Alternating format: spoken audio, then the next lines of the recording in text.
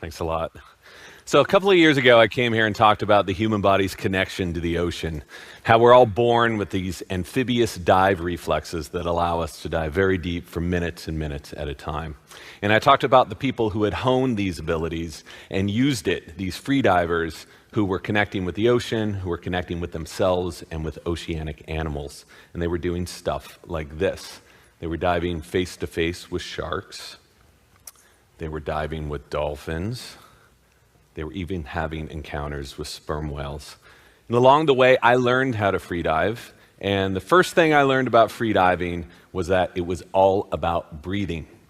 The only way that you can hold your breath for about 3 to 4 minutes at a time and dive down a few hundred feet is if you knew how to breathe and optimize each breath and were able to hold it in certain ways and to calm yourself and to calm your heart. So the ability to hold your breath and to free dive, those were completely connected. They were one thing. But I kept wondering, what were the other benefits of breathing this way on dry land? Well, these guys knew it. Yogis, they understood that respiration was absolutely part of health. You can't have health before you master respiration. So I asked a few doctors if how we breathe really mattered. And the answer I heard was pretty much, it didn't. Basically, breathing like this was the same as breathing like this. The point was, we just needed to get oxygen into us. As long as we weren't diseased, our bodies would do the rest.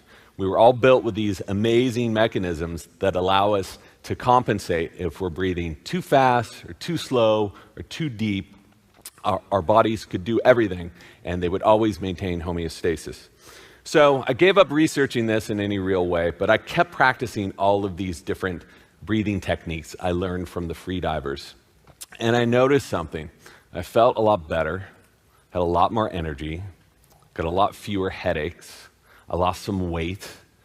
And so I got even more interested in this just from a personal standpoint, and I started some more stringent and intense breathing techniques. This is called Sudarshan Kriya, where you just sit cross-legged and you breathe in certain patterns. And I noticed within about 5 minutes of trying this for my first time, I sweated through my t-shirt, I sweated through my socks, through my jeans, my hair was wet.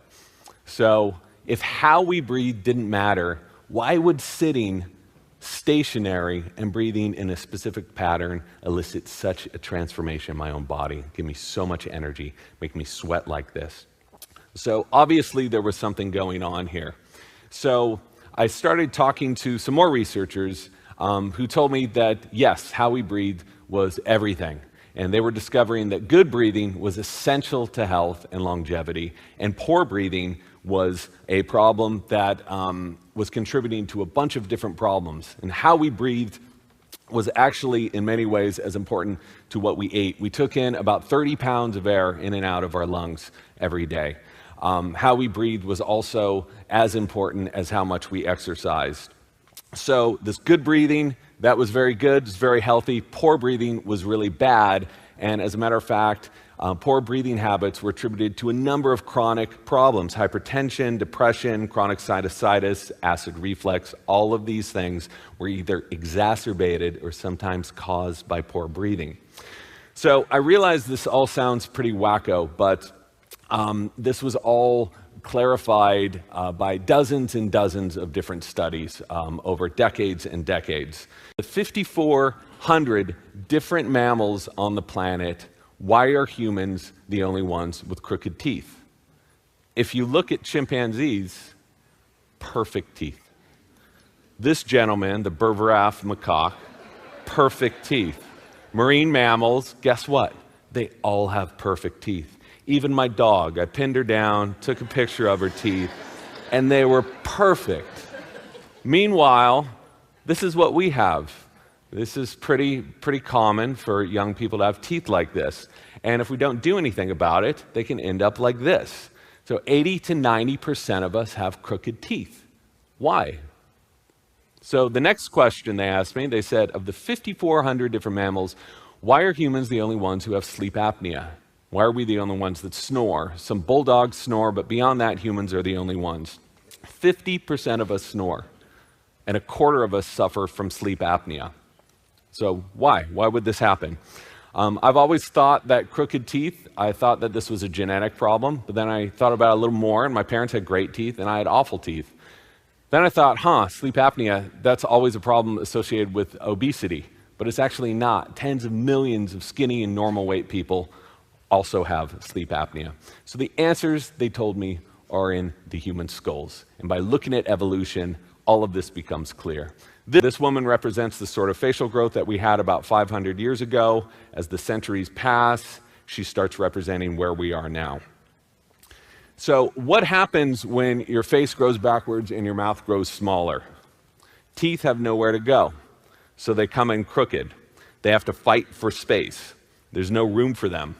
About 300,000 years ago, this is the oldest human skeleton that we have.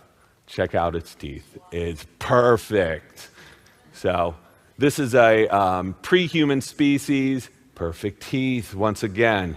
So these guys didn't have dentists, they didn't have braces, they didn't have headgear or orthodontists or scope or Invisalign, and they all had perfect teeth. So what you're seeing right now is what has happened to the airways in humans. This is why we have sleep apnea. This is why we have crooked teeth. And this is why we can't breathe right. And this is also why, one of the main reasons why we have so many chronic problems. I just looked up sleep apnea on a good friend PubMed here, and there's like 7,000 different articles showing the deleterious effects of sleep apnea. So are you guys depressed yet? Because I certainly was when I discovered all of this, but it made just such perfect sense. You just can't deny it. And how do we get from this back to that, and from this back to that? So changing your skeletal structure, that's really hard, and no one's going to do that.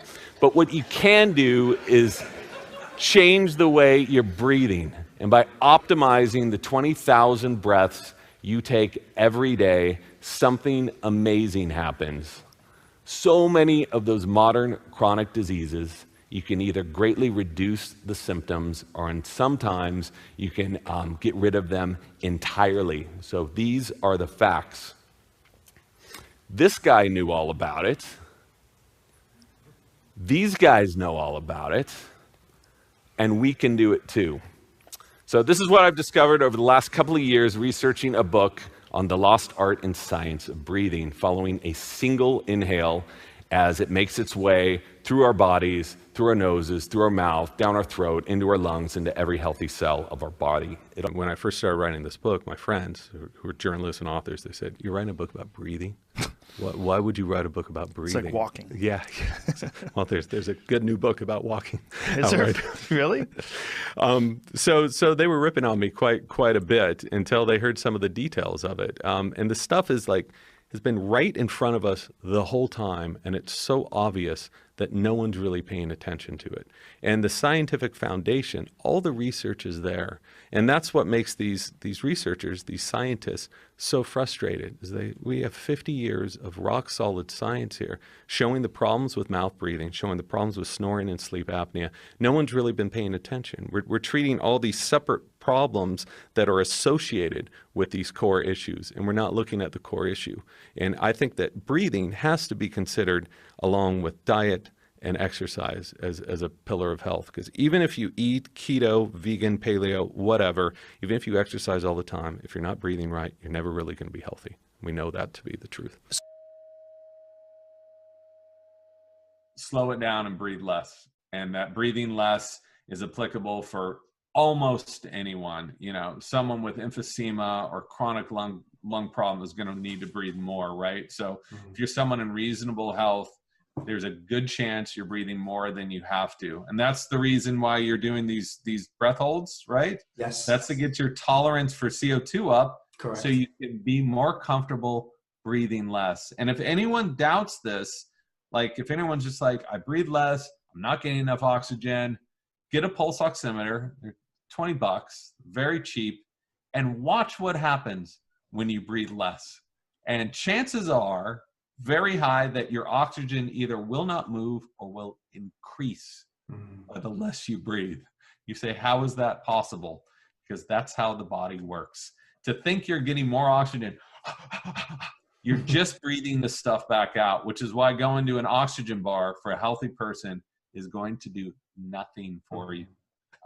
It is about using the breath in your body most efficiently, not constantly needing more.